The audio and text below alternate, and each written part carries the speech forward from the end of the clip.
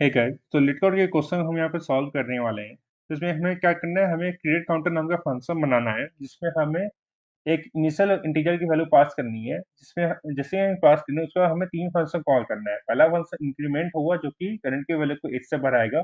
दूसरा function decrement होगा जो करंट की वैल्यू को 1 से घटाएगा। तीसरा फंक्शन होगा रीसेट जो कि करंट की वैल्यू जो स्टार्टिंग में हमने जो वैल्यू सेट किया था इनिट का वो उसको दे देगा।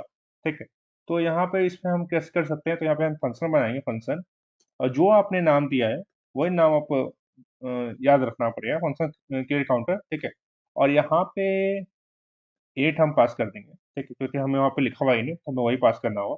ठीक है, उसके बाद हम क्या करेंगे, लेट कीवर्ड का यूज करके एक काउंटर नाम का हम ऑब्जेक्ट बनाएंगे।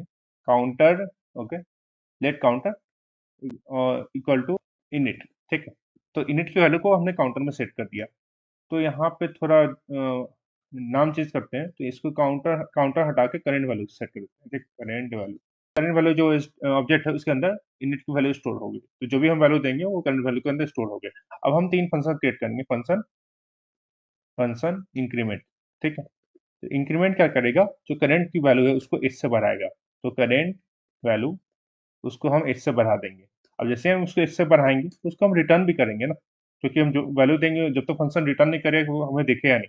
ठीक है, फिर दूसरा फंक्शन बनाएंगे फंक्शन, और इसका नाम होगा डिक्रीमेंट।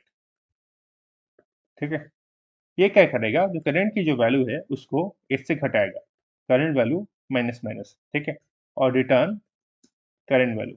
ठीक, इसको करंट वैल्यू को ये रिटर्न कर दिया। तो जो तीसरा फंक्शन है अब हमको रीसेट करना है। ठीक है, तो रीसेट। ठीक है, इसमें क्या होगा, जो करंट की वैल्यू है, करंट वैल्यू उसको हम वापस से इनिट की जो वैल्यू हमने दिया था इनिट में, सॉरी, इनिट का जो भी वैल्यू था वो हम वापस सेट कर देंगे और उसको हम रिटर्न करते हैं, रिटर्न करंट वैल्यू। ठीक, इतना हो गया। अब हमने तीनों फंक्शन का डिक्लेयर कर दिया। अब ये तीनों फंक्शन को हमें रिटर्न भी तो करना पड़ेगा।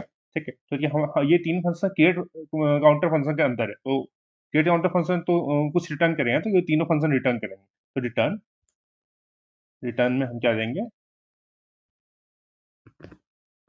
इंक्रीमेंट। ठीक है, इंक्रीमेंट, फिर उसके बाद डिक्रीमेंट, और तीसरा जो होगा रीसेट। ओके, इतना हो गया। अब हम क्या करेंगे, एक हम काउंटर नाम का ऑब्जेक्ट बनाएंगे, कॉन्स्ट काउंटर इक्वल टू जो क्रिएट काउंटर नाम का फंक्शन था, क्रिएट काउंटर, उसको यहाँ पे हम कॉल कर दिया और ईट की वैल्यू हम यहाँ पे सेट कर देंगे।